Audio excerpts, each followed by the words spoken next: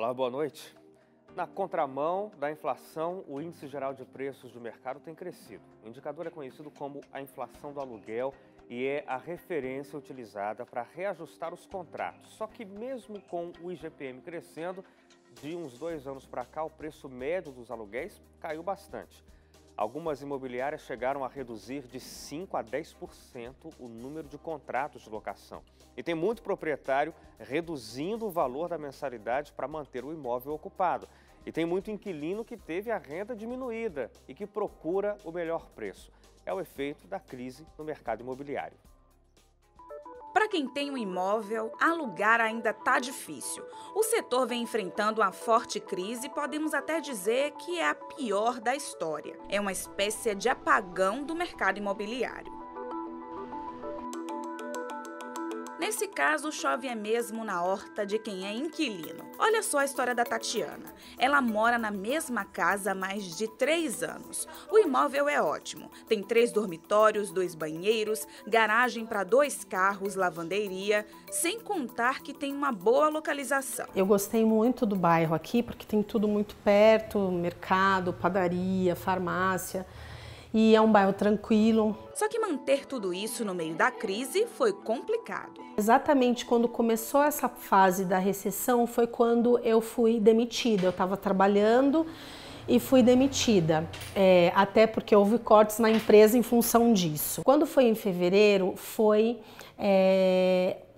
teve esse reajuste, eu entrei em contato com a imobiliária, falei, olha, eu não estou trabalhando, gostaria de saber se tem como a gente fazer um acordo, porque esse valor vai ficar um pouco alto pra gente e tal.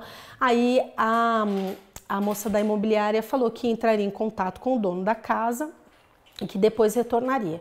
E aí deu certo, ele deixou pelo valor que a gente falou que seria possível a gente pagar.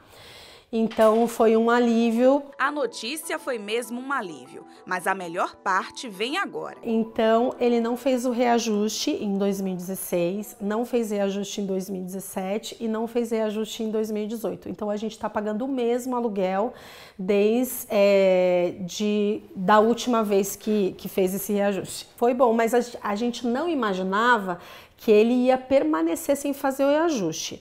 Porque a gente imaginou que ele não fosse fazer naquele ano, mas que o ano seguinte teria o reajuste e não teve até agora, a gente continua pagando o mesmo valor.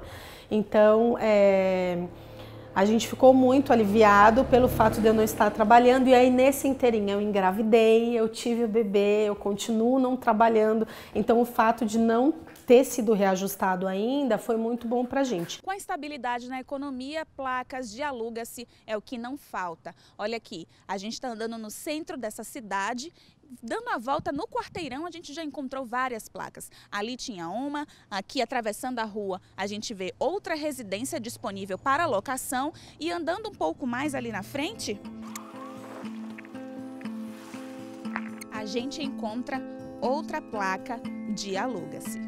E tá vendo aquele prédio lá?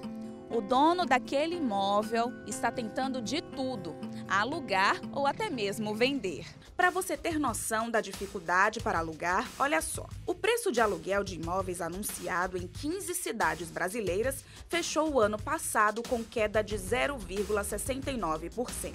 Isso sem considerar a inflação. Resumindo, 2017 foi o 3º ano consecutivo de retração no setor. E em 3 anos, o preço do aluguel acumulou queda de 7,1%. Voltando ao exemplo da Tatiana, a gente vê o seguinte: com a recessão, o orçamento familiar caiu e isso impossibilitou que muitas famílias pagassem o valor cobrado pelos aluguéis. Como resposta, o mercado teve que diminuir o preço. Condições de ficar aqui? Eu não sei, porque dependendo do quanto reajustasse, talvez a gente teria que buscar um outro lugar, num outro bairro, né, que fosse num valor mais em conta, porque na verdade o que a gente paga aqui hoje também, comparado a outros aluguéis no mesmo bairro, já é um valor mais em conta do que outros aluguéis. Então, provavelmente, se a gente tivesse que sair, a gente teria que sair até do bairro. O Henrique Arantes, que é gerente geral de uma imobiliária, contou pra gente que durante o ano passado, a demanda dos contratos de aluguéis caiu em torno de 5 a 10%. E, além disso, houve um número razoável de desocupações. Agora, em abril deste ano, Henrique disse que o número de locações voltou a crescer. Ele tem sentido que, com a pequena melhora da economia, o mercado imobiliário também começa a reagir positivamente. Não, na verdade agora estabilizou, né? Então esse preço, acho que no mercado, a gente considera principalmente a avaliação dos imóveis, está estabilizado. Então acho que não vai ter mais nem aquela subida absurda de preço que havia também no passado, tanto em venda quanto em locação, e está estável, na verdade. Então a economia acaba girando e a gente acaba tendo um resultado para todo mundo sendo satisfatório, né? Como a economia retraiu nesse período anterior, agora a gente está vendo essa subida novamente. O que as pessoas saíam para economizar aquela verba do aluguel. Agora não, elas estão voltando para alugar e morarem sozinhas, caminharem com a sua vida, né? Porque até então elas voltavam à condição anterior que já estavam, né?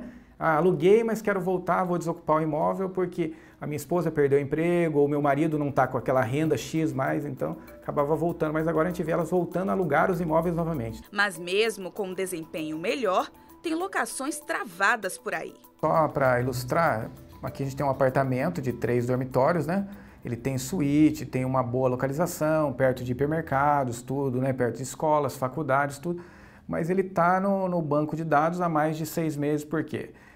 Primeiro que o aluguel está um pouco acima do valor e aí tem a questão do condomínio. Então, quando o cliente soma essas duas coisas, que é o que interessa para ele, a somatória total de aluguel e condomínio, isso acaba prejudicando a locação dele. Isso é ruim para o proprietário também, porque ele fica muito tempo adquirindo mais boletos de condomínio, ou seja, ele fica tendo um custo que era desnecessário. E às vezes ele tem que pintar de novo, né? Ele vai acabando tendo mais custo, IPTU, né? Todas as taxas que vêm sobre o imóvel ele tem que pagar e sem ele ter nenhum retorno financeiro sobre isso, né? Apesar dos pesares, um sinal de que o mercado de locação tem melhorado é o valor do IGPM, que é o Índice Geral de Preço do Mercado. Ele interfere diretamente no valor do aluguel. Ele é o único índice hoje que consegue ter uma amostragem, não vou dizer perfeita, mas quase que muito próxima da realidade, aonde o consumidor e todos aqueles que têm os contratos de prestação de serviço ligados com esse índice conseguem ter uma visão mais ampla do que ocorre no macro, né? Ele não é específico, então ele, por ser amplo, ele realmente tem uma abrangência mais bacana. O mercado, ainda bem que agora a coisa está caminhando de forma positiva, né? Demonstra um otimismo, né? É um crescimento que vai vir conforme a estabilidade que for contextualizada no mercado. A gente vai sentir isso bem mais para frente, não a curto prazo, nem a médio. As nossas estimativas com os nossos associados nos levam a dizer que isso é a longo prazo.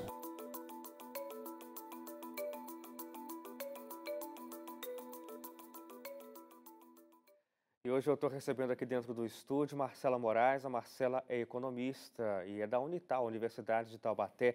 Marcela, muito obrigado pela sua companhia mais uma vez com a gente aqui no Realidade em Pauta. Eu que agradeço o convite. Marcela, a gente está falando aí sobre o IGPM, a gente sempre vê nos noticiários vários índices, né? Tem o IGPM, tem vários outros que servem para nortear, para a gente ter uma noção de como é que está a economia. Agora, o interessante é que a gente está com o IGPM em alta, uma leve alta, enquanto a inflação está ainda em baixa. Uma coisa não conflita com a outra? É que os indicadores, eles fazem uma composição. Por exemplo, o IGPM ele é composto por mais 3 indicadores, que é o preço por atacado ao consumidor e da construção civil, né? Então, a gente vê, quando chega até o consumidor, é o que está realmente puxando o indicador. Já a inflação tem esse somatório e de outros setores que estão decrescendo esse nível de preço. Então, por isso que dá essa grande diferença. Agora, a gente está vendo aí que os aluguéis eles voltam a ter uma subidinha em relação aos últimos meses, talvez os últimos anos, em que a gente tinha um mercado imobiliário sofrendo um pouco. De alguma forma, alguém acaba no lucro e alguém acaba no prejuízo em algum momento, né, Marcela? Sempre vai ser assim, ou o locatário vai estar num bom momento, ou o locador vai estar num bom momento. Os dois sempre num bom momento não vai acontecer. Não, a gente chama isso de um ponto de equilíbrio do mercado, né? É muito difícil a gente trabalhar no ponto de equilíbrio. Ou seja, então a gente vai analisar a demanda, que são os indivíduos que estão à busca de imóveis para alocar, e quem tem o imóvel para alocar é a oferta. Então, a gente está vivendo um momento no qual nós temos muitos imóveis, ou seja, uma oferta muito grande e uma demanda pequena. Então, automaticamente, isso pressiona a queda dos preços.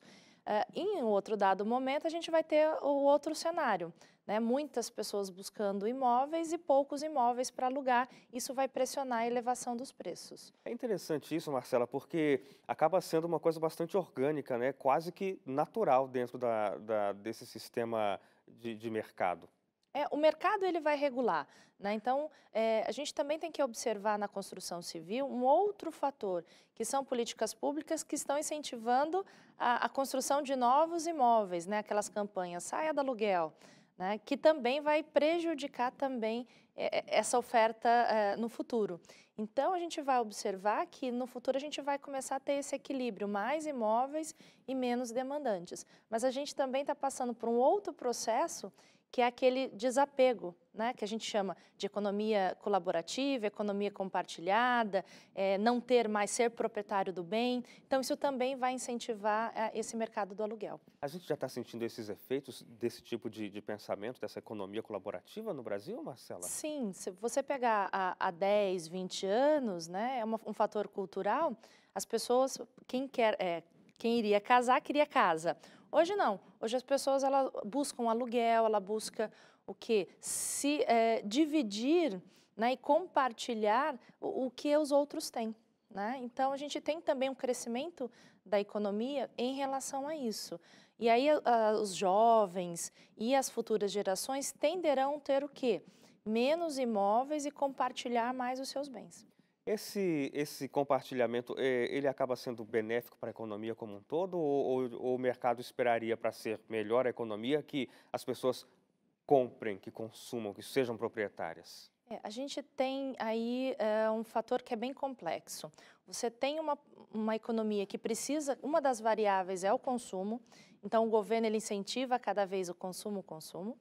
Porém, a gente tem os recursos, que são escassos. Vai chegar um dado momento que eu não vou ter recurso e eu vou ter muito bem. Como que eu vou equilibrar isso? Então, eu dou um grande exemplo que é a furadeira. Todo homem quer uma furadeira, né? Esse é o sonho. Meu pai um dia, o que o senhor quer ganhar de Dia dos Pais? Uma furadeira. Quantas vezes ele usou? Nenhuma. Mas ele tem. Mas ele tem a furadeira. Então, qual é a tendência? As pessoas que possuem a furadeira vão prestar um serviço para as pessoas que não têm. Então, vão emprestar e vão adquirir recurso com isso. Então, eu tenho uma nova fonte de renda por meio da prestação do serviço e não da venda do produto. Interessante isso aí. A gente tem que fazer um intervalo, Marcela. Daqui a pouco o Realidade em Pauta volta e no próximo bloco você acompanha os reflexos da crise no aluguel, só que sob a perspectiva do proprietário. É do outro lado da história que a gente vai acompanhar agora. Não sai daí, a gente volta já.